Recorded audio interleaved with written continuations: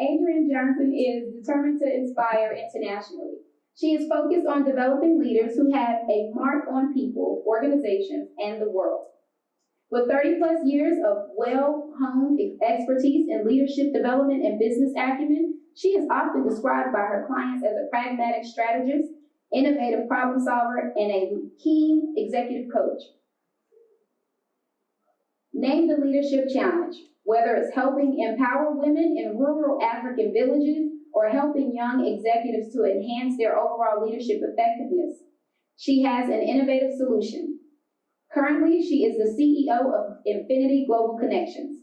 Her 23 years at Coca-Cola Company were recognized by progressive promotions among executive ranks. In her roles, Dr. Johnson contributed significantly to many of the company's critical growth initiatives, including the development of the global promotion for 21 historically Black colleges and universities, also known as HBCUs, and students to attend the 2010 World Cup in Johannesburg, South Africa. Today, she's credited with developing entrepreneurial empowerment programs for women in Monrovia, Liberia, that was included in the Coca-Cola Company 5x20 global program. Her education, certifications, and membership speak to her professional preparation and her belief in lifetime learning. Beginning with a BS degree in business management from the University of Louisville School of Business and armed with credentials such as Certificate of Theology from the Interdenominational Theological Center and a graduate of David Satcher Health Leadership Institute at Morehouse School of Medicine. She has also received an honorary doctorate in theology from St. Paul's College. And in 2016, Dr. Johnson developed and launched the Woyibra program in Accra, Ghana. And she's also, which is an entrepreneurial initiative that provides young women with sewing machines, sewing tools, fabric startup funds, and a network of professional seamstresses to make washable sanitary pads. The program participants are trained to sell these pads in their communities, which ultimately helps to prevent young girls from missing schools during their periods. There are over 50 Ghanaian women within the program, with a global training of 100 new women by the end of 2019. That's quite the accomplishment. Dr. Johnson is a member of Alpha Kappa Alpha Sorority Incorporated, founder of the Lake Spivey chapter of Jack and Jill of America, member of the Magnolia chapter of the Lynx Incorporated, and board member of the Ghanaian Women's Association of Georgia. She travels frequently to Ghana, Rwanda, South Africa, France, and England. Let's please bring a warm welcome all the way from Atlanta, Georgia, to Dr. Adrienne Booth Johnson.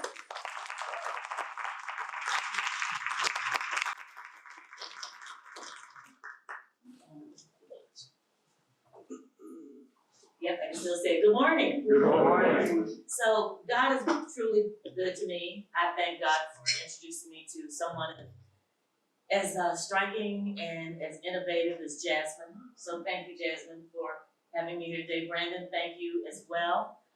Ladies and gentlemen, I am honored to be here in Greensboro, North Carolina. I would like to begin by saying, first of all, is there anybody else in here from Louisville, Kentucky? Just what I thought. Honey, we're here all alone. Oh, by the way, and that's my husband, Attorney Joe Johnson. So one of the things that I'm here today, I wanted to share with you is some of the things that I learned while I was in Louisville. Well, let me be honest. I wasn't raised in Louisville. I was raised in Harrods Creek, Kentucky. I know nobody's from there because there were only 12 houses. But one of the things that in Harrods Creek, Kentucky, and in being in Kentucky that I learned was about running track. I was on the Louisville Male High School track team. And that's why I have this baton in my hand, because that was one of the best times of my life. One of the things I learned, and I don't know if any of you ran track, I did hurdles.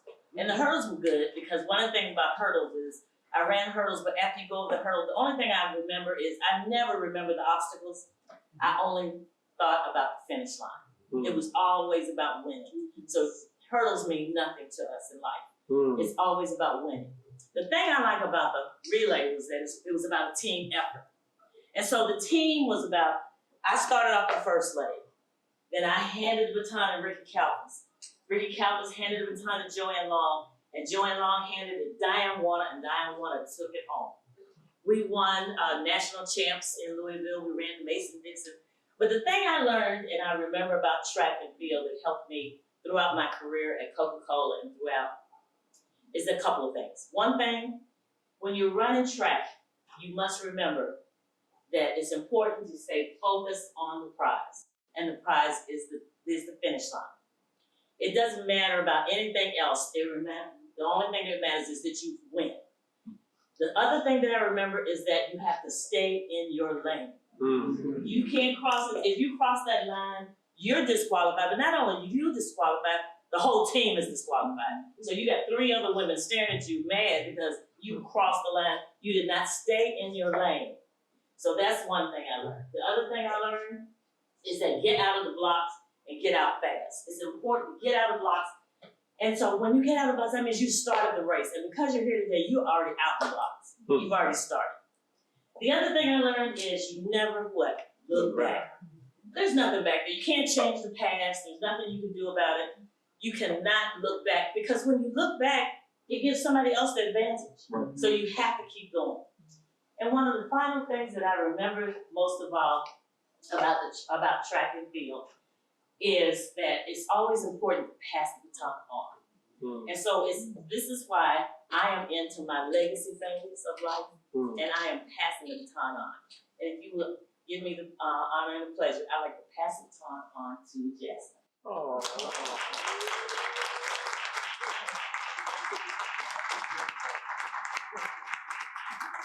So as I said, it's all about passion, it's all about strength, it's all about what you want in life.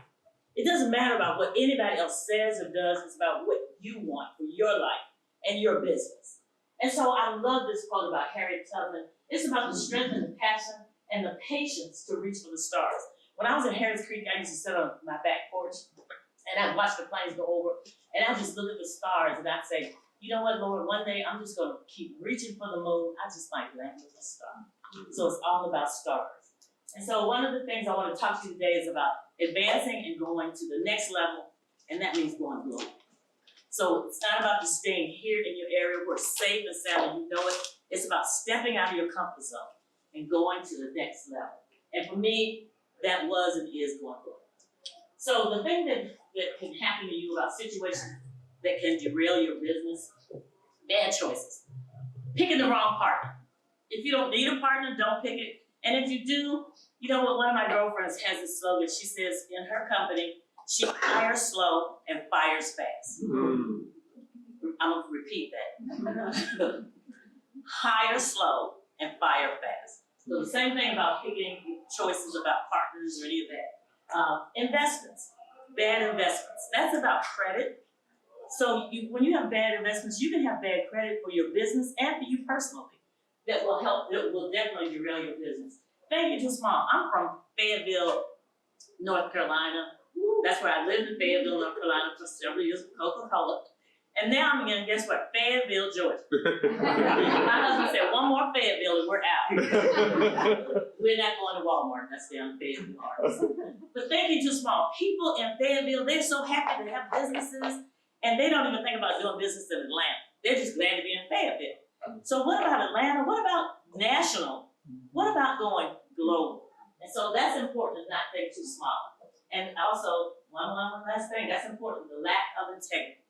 See, some things, God will give you the strength and everything you need to move up, but if you don't have that integrity and that character, you won't stay. So integrity and character, everything. And let me just explain real quick what that means. It's like, integrity to me is what you do when you think no one is looking. That's what integrity and character is. Okay, so as far as your attitude determines your altitude, successful people, they believe in themselves.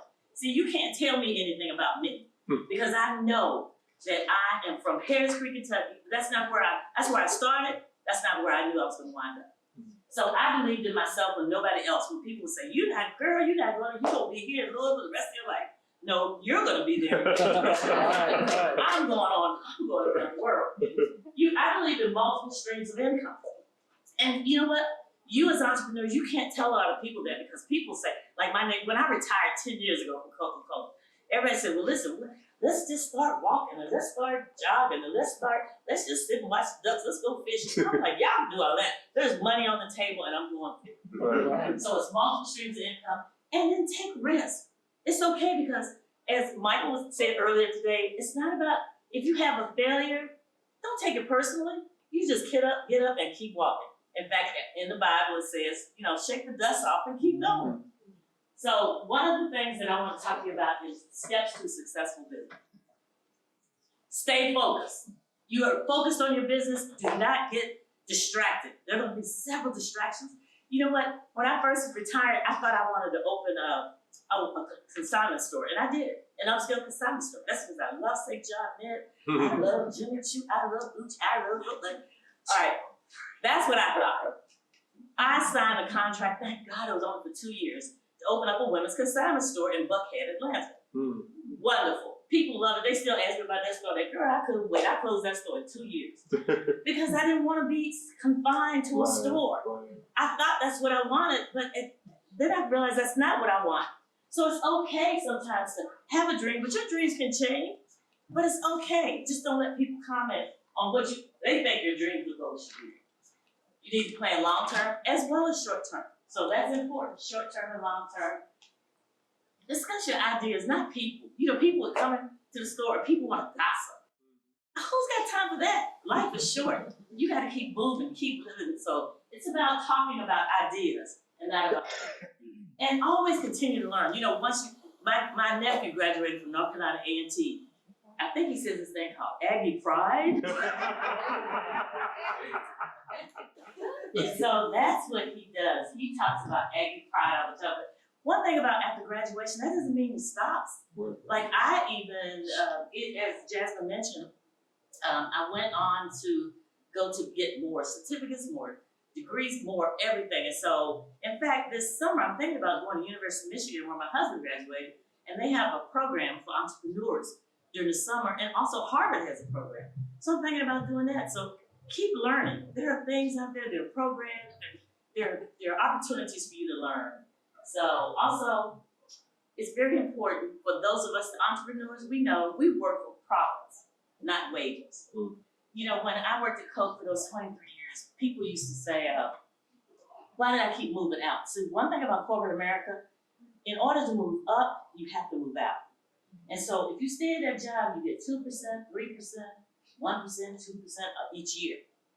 But if you moved out, so I started in DC, I moved out, I moved to Atlanta, Georgia, I got promoted, I was director of community relations. I met my husband, moved to Detroit, I was in public affairs. We left Detroit, moved to Fayetteville, North Carolina, I called the military, went back to Atlanta. So it was about movement, staying focused, keeping going up. And so I work for, now that I'm retired, I work for profits. I don't work for wages. So I've started my nonprofit and I also have a for-profit. And so it's very important for you to do what you decide you want for your life. And finally, please, we have to give back to our communities.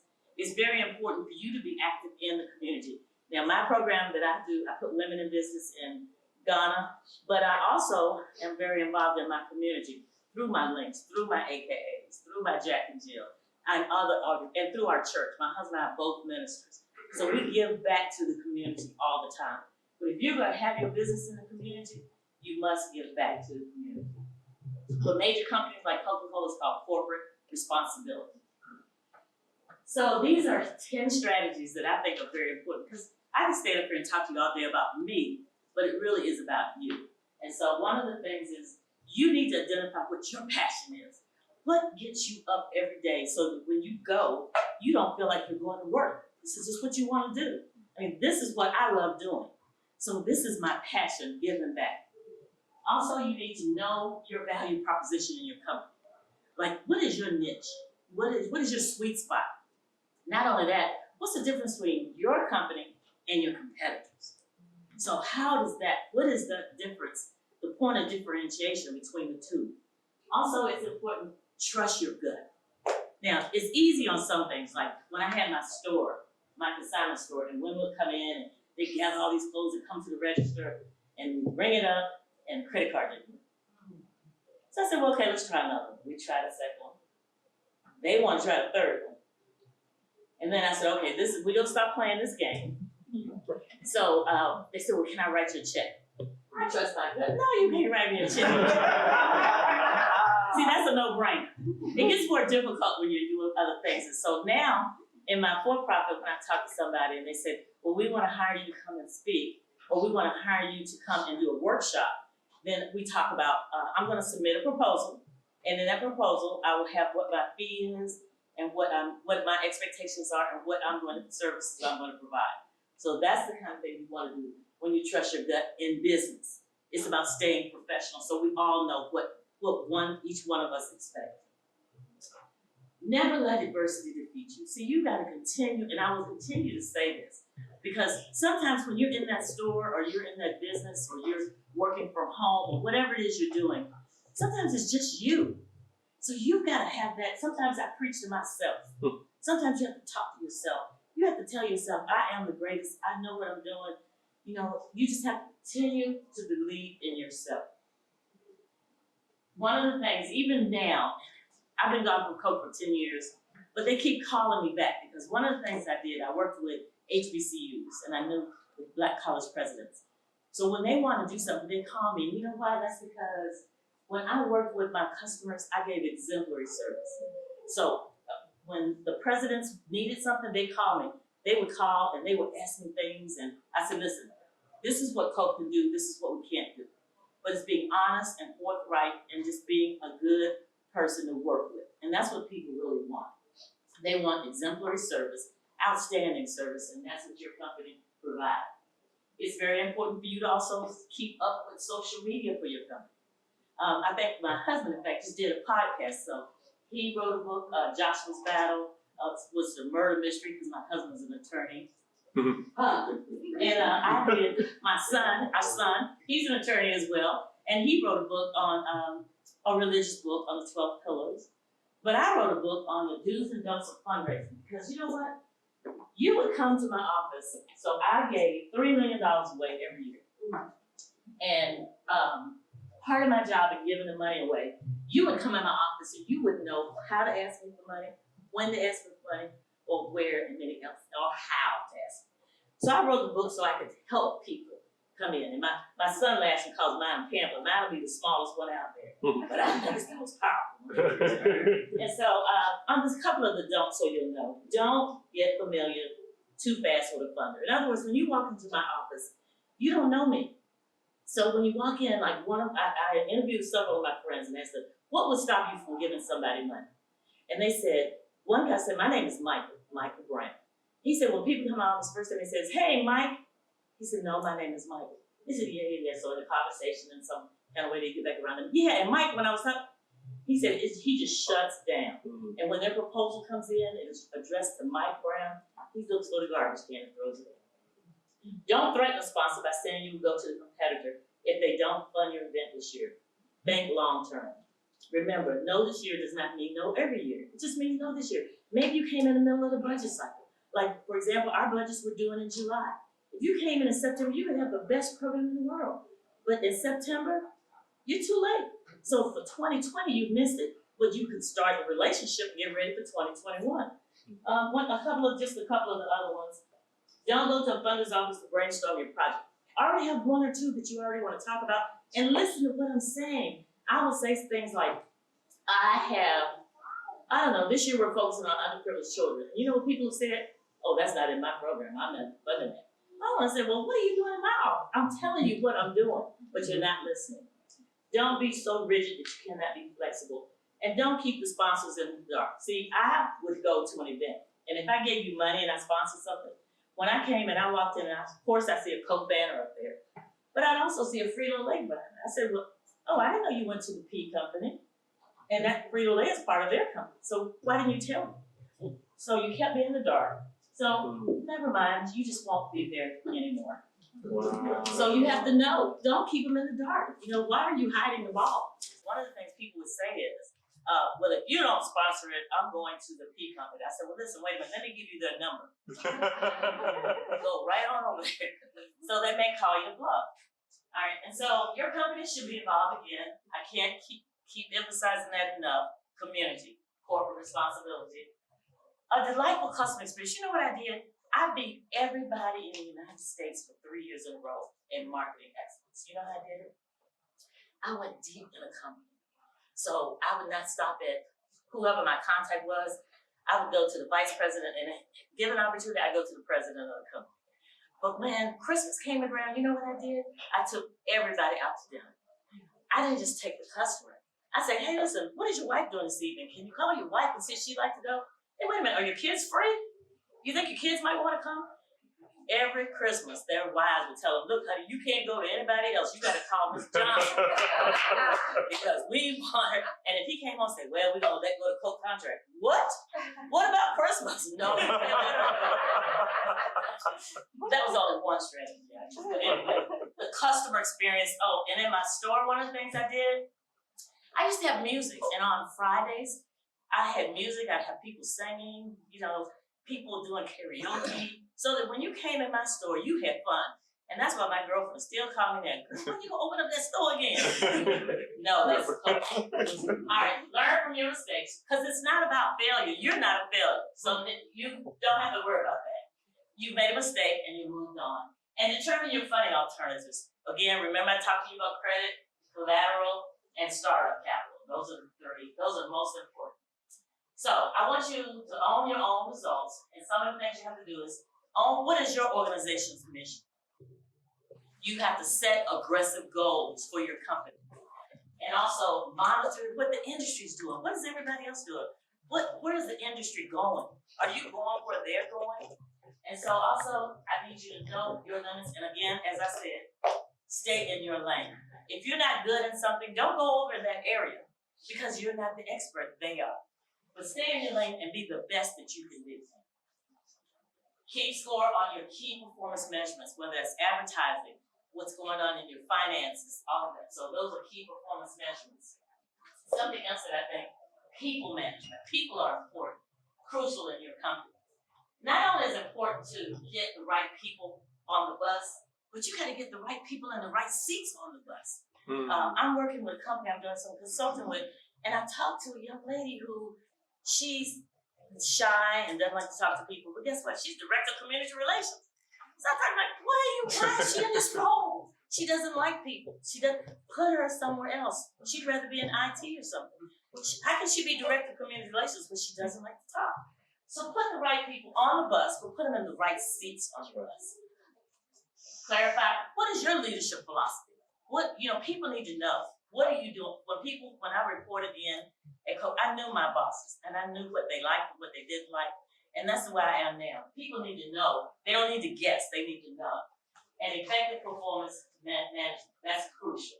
As well as the use of technology, all these new technology, you need to use them and make sure that they are things that you work with. And please celebrate the wins. There's nothing like if we got a big contract signed or we did something huge. In fact, I was just talking to Brandon about my 58 women that I put in business in Ghana.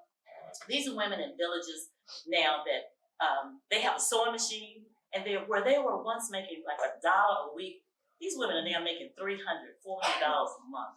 So when I go over, it's nothing but a blessing. Thank you. So what I'm planning now is I'm gonna celebrate when I go back like 3 or 4 times each year, and I host quarterly business reviews. I'm teaching them because I think to put women in business that are not educated or don't know, for me to just give them a sewing machine and say, oh, okay, you're a businesswoman now. See you later, I'm going back to America. That's not the way to do it. So I go back and I do quarterly business reviews just to let them know who's the best seller, who's doing what, something creative, anything creative, let's go on, let's talk about it. And we celebrate the win. And so I was talking to Brandon about having somebody come back with me. So if any of you are interested in going back to, or going to Africa for the first time, let me know. I wanted to bring them and have like a meeting. Okay, so I'm counting you. Anybody else want to join this train? We're going. So if you want to come, and I wanted to bring the women in, maybe buy bathing suits, take them we're right there in Ghana, right on the water, they never swam. And so, just have a cookout, maybe hire a band. I wish I could hire 4 Tops and Temptations. Party with them. Celebrate the win. These women are now, they're winning. In fact, when I go over there now, they'll say, Reverend Johnson, you're long, keep them running. So that's what one of the things, celebrate the wins. Okay, and so I'm winding down. In building your team, this is a question, two questions you have to ask yourself. What is your team's leadership philosophy, and what are the team's expectations for each member of the team? See, on my track team, we knew our job was to get from one leg to the next leg. That was it. But it was part of the team, the coach told us, all four of us was trying to get to the finish line. So you got what your individual goals are, but now what is the team's goal? And that's what you have to keep in front of everyone so they know at all times. And then what's really important, there's no substitute for hard work. See, I work hard, and it's no substitute. You just have to work hard. If you want to make money and you want to have a great company and you want your company to be the greatest, you've got to work hard. I'm sorry, there's no easy way out of it. And also, it's also about your work ethic, and your character will help you advance. And I just love that picture. That's my favorite. All right, so the 5 tips for going global, because going global is the way to go, I think, that I found. And one of the things you have to do first is secure the proper documentation into the country. And that means the passport, the visa. Go call the health department, state department, and find out what the requirements are. Because the last thing you want to do is fly for 14 hours, get to Ghana, and they say, oh, you don't have your yellow fever card inside of your passport. And you're like, what yellow fever shot? Nobody told me about that. And they said, well, I'm sorry, but we can't let you in the country. And you have to turn around and fly back 14 hours. So you have to make sure that you got everything you need to get in that country. Also, you can check with the State Department and find out what else do they need. And it's also good to let the State Department know that you're in the country. Be culturally sensitive. You know, you don't want to be the ugly American and you go over there, this is the way we do it in Fayetteville, Georgia. Well, nobody cares. That's a crowd gone. How do you do it there? Get the information on the currency rate. So like in South Africa, for every American dollar is 10 South African rand. In Ghana, for every American dollar is 5 Ghanaian cedis. So you need to know the currency and how to maneuver through that. Also, what you do is begin reading and watching global news. So my husband and I were going to see a friend in Ethiopia. And I Googled State Department. And they said, okay, for Americans going to Ethiopia, you can go, but don't go to malls. Don't go outside of your hotel. Don't go to areas, don't let anybody know you're American. I'm like, well, what the heck? Okay, like, we're not going to Ethiopia. You know, because you have to know how to be safe and how to travel. So I watch the news all the time before we go places. And the final one is, once you've identified your destination, your country, do your research. It's important to do your research and your homework. Get the lay of the land, focus on that region, talk to people who have traveled there or people who are from there, and get to know what it is that they have so that you'll know what's going right and what's going wrong. And the basics are you need a passport. You gotta have a visa. Do your homework. Stay up a date on global media. You don't want to fly into a country where they're having unrest. Also get the proper documentation. My husband and I, we have a protocol officer that we travel with that we hired. So when we go in, if there's a problem or issue, we have a protocol officer from that country who helps us. I took a friend, I went back to check on the women I put in business in Liberia. And when I took a friend's son with me, and when we got to the airport, Liberia said there was some shot you had to have. So we were like, okay, well, we don't have that shot. So the guy said, okay, well, no problem. He went in the bag and pulled out something, pulled out a needle and put it in. I said, what are you going to do with that? You're not about to give me a shot with something. I don't know you. Are you a medical doctor? Did I miss something? So you have to make sure that you know what you're doing. All right, have an open mind. One thing that I'm going to do before I take my seat. When we like somebody at Coke, or when somebody was coming in for an interview, or we wanted to give you some money, it was very important to me about dining etiquette. To know that this is your bread plate, this is your plate, your meal, and this is your water glass. So we didn't touch anything. We wanted to see what you wanted to do. And so to me, it's very important. If you'll stop by my booth, I've got this because etiquette is so crucial. When you're dining, when you're eating, when you're talking, you know, people, just a couple of things. As soon as you seated, place the napkin in your lap. I don't take anything for granted. BW is your bread, plate, meal, water. Do not order an appetizer if no one else orders one. Because you know why? You're holding up everybody's meal on your appetizer. Do not begin eating until everyone in your group is served. It's important to break your bread. I get on my son about this all the time. Break your bread with your hands so that when the butter comes around, as opposed to my son would grab the whole piece of bread and shove it in his mouth. Never say you're going to the restroom. Just excuse yourself. Do not chew gum. People think gum is just so uncouth. So don't chew gum when you're coming for a business meeting or whatever. Do not ask for a doggy bag or to-go box at a business meal. And always thank your host. So when I pay for your meal, the least you can do is just say thank you. It would be wonderful if you sent me an email or something saying thank you. I really appreciate this opportunity to discuss this proposal with you or whatever. But it's always nice to say thank you. You'd be surprised the number of people that don't. So why don't you be the one who does? And the last one is, because it's track star, Wilma Rudolph. When I was in Harris Creek, Kentucky, and we were running track, my father would take me down to build up wind strength down at Chickasaw Park. And you know, there was a gentleman down there. They were down there practicing too. Y'all called him Muhammad Ali. To us, he was Cassius Clay. And Cassius Clay was down there, and he and Jimmy Ellis, they'd be running and boxing. We'd be over there running. My daddy had me in front of the car. And so it was very important. I always wanted to be her. I wanted to be Wilma Rudolph. But you know what's interesting? How you have, they said, if you want to make God laugh, tell him what your plans are. I thought I was going to be at the Olympics holding the medal up like that.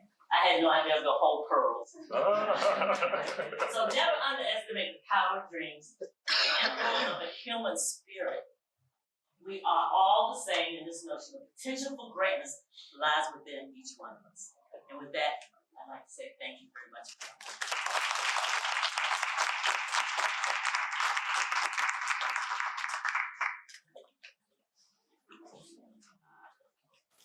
Thank you so much, Dr. Johnson. We'd like to present you a token of ratification and thank you from the Everything Black team and on behalf of our host, the Greensboro JCs.